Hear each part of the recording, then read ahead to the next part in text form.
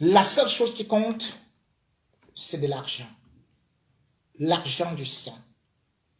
C'est ainsi que, depuis ce crime crapuleux contre Martinez Zogo, on a vu certains journalistes lui tourner complètement le dos. On a vu des activistes qui n'ont pas réagi, ou plutôt qui ont réagi en sens contraire. Et puis, on a même vu des journalistes qui ont tenu à protéger Jean-Pierre Amougbelinga parce qu'étant super bien payé. Et pourtant, lorsque Martinez Zogo vivait, c'est lui-là qui était à la promotion de la culture. Et il avait beaucoup d'amis, il avait des artistes, mais aujourd'hui, ces artistes-là sont incapables de mettre un certain rythme. Les activistes ont pris de l'argent et font maintenant semblant qu'ils ne sont même pas au courant que Martinez Zogo est mort. Et lorsque, bien sûr, on obtient des informations de Reporters sans frontières, certains se lèvent pour essayer de les contredire, pour essayer de montrer qu'ils sont très forts, beaucoup aujourd'hui, et qu'à Reporters sans frontières, c'est des menteurs. Beaucoup d'autres activistes qui pourtant s'y promptent à pouvoir se montrer et dire 3 minutes du peuple, on ne les voit plus. Tel est le cas de Steve Fa. Et Steve Fa a eu à être interpellé par non seulement un activiste ivoirien vivant à Paris et qui se moquait de ces activistes ou alors de ces influenceurs camerounais qui savaient avoir une longue gueule lorsqu'il s'agit des affaires de la Côte d'Ivoire, mais qui chez eux ne parvenaient jamais à prendre position ou alors de s'aligner du côté de l'indignation et des populations. Et par la suite, son ami Makosso a fait une sortie ayant constaté le mutisme et l'indifférence de Steve Fa, lui a dit qu'il lui accordait uniquement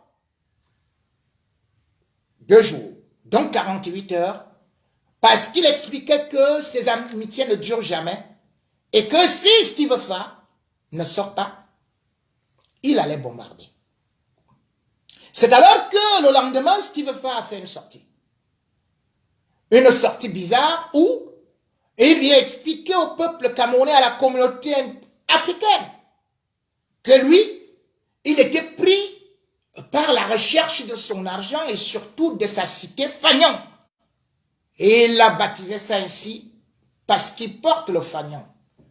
Et bien sûr, Steve Fa, qui fait des productions de 3 minutes, a réussi l'exploit que sur ces 3 minutes-là, ils réussissent à construire un véritable domaine en plein cœur de Bastos. Donc, le mètre carré est à 1,5 million ou 2 millions. Le mètre carré. Et du coup, des interrogations surgissent. Comment peut-on gagner autant d'argent? Construire un tel complexe d'une valeur de 500 millions, seulement les bâtiments, sans compter maintenant le terrain, alors qu'on ne faisait que des productions d'une petite vidéo de 3 minutes. Inexplicable. C'est oui, il faut une baguette magique. Ceci est d'autant plus difficile à expliquer, d'autant plus que le même Steve Fa nous a expliqué, nous a raconté ou nous a fait croire que sa télévision baptisée Tara Plus avait pris fin et ne pouvait plus émettre parce que son journaliste ou alors son directeur, je ne sais pas, parce que lui seul il sait ce qu'il fait avec Daisy Bia, comme je vous ai dit, c'est des gens qui travaillent l'argent du sang. Eh bien, cette télévision-là, subitement, s'est arrêtée. Daisy Bia était directeur. Steve Fa nous a expliqué que, en allant couvrir un mariage, ce qui est extraordinaire, une télévision qui couvre les mariages, avait réussi, malheureusement, avait eu la malchance de tomber dans un taxi où tout le matériel s'est évaporé. Soit. Donc peut-être 2 caméras. Steve Fa n'a plus été capable d'acheter 2 caméras. Alors qu'il a des centaines de millions. Alors qu'il réussit l'exploit de construire ce multiplex-là. Et il profite de la mort de Martinez Zogo pour dire qu'il va parler. Au lieu de parler, il dit voilà ce que j'ai construit, vous pouvez le constater. C'est vraiment très très beau, c'est magnifique. C'est pour ça que moi, je ne parle plus, je cherche de l'argent, restez là. Moi, je cherche de l'argent. En réalité, Steve Fa, cet argent dont il parle et dont il prétend avoir n'est pas le sien. C'est encore dans le réseau de Jean-Pierre Amogo-Belinga et de Laurent Isso. Steve Fa, dont on s'est très proche, de Jean de Dieu Momo, et que vous avez souvent vu ensemble d'ailleurs, sera donc présenté à Laurent Isso par Jean de Dieu Momo pour quelques petits entraînements de ballet. On tourne, on danse. Ballet en jupette et après plus rien. Après le zouk. Doucement.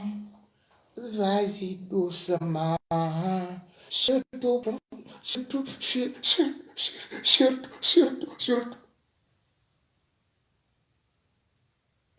Voilà donc la relation.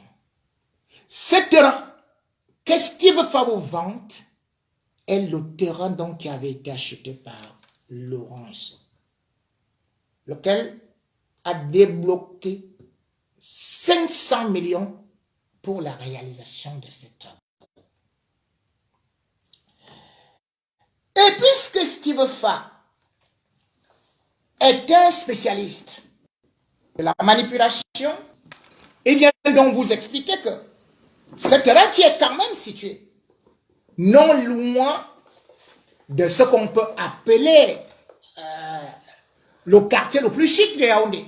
Puisqu'il faut le savoir, c'est à côté aussi des enfants de Chantal Biya. Comment a-t-il pu obtenir ce terrain? Je vous ai donné l'explication. Mais cependant également, vous avez vu que quand il faisait cette petite vidéo, il y avait ce que l'on pouvait dire, bien sûr, la publicité des établissements ou des filières du groupe, l'anecdote appartenant à Jean-Pierre Amogo-Belinga. Vous regardez cet homme. Il s'appelle Norbert Ebodé.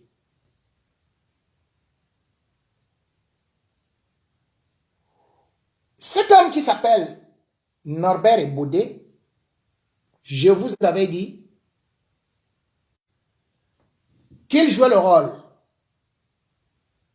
de rédacteur en chef là-bas à Vision 4. Mais en fait, c'est lui qui fait aussi des virements, tout comme Bruno Bidjan. Le 27 octobre, non, le 27 février 2021, dans le compte de Vision Finance, Steve Fa, tu sais que tu as reçu 22 millions de francs CFA. 2021.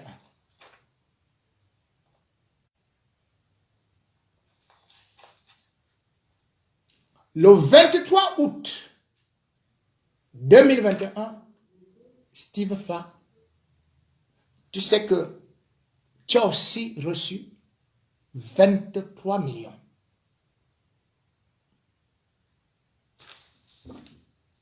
Et tu sais que ton ami également, ça c'est côté à Mokubelinga, hein? Ton ami Paul Daisy, il a reçu 45 millions de la part de Laurent Esso. Paul Daisy, où as-tu trouvé de l'argent pour construire le snack bar que tu es en train de réaliser les travaux actuellement à Essos? Tu veux que je vienne filmer ou que je montre ça demain? Pour vous dire que tout ce que vous faites, parce que vous faites semblant d'être blanc, alors que vous mangez l'argent du sang, vous baissez des culottes pour les tout-puissants. Et vous voulez montrer que vous êtes l'exemple de la jeunesse. Vous êtes des moisissures. Vous êtes des souillures. Tout ce que vous faites là vous retombera dessus.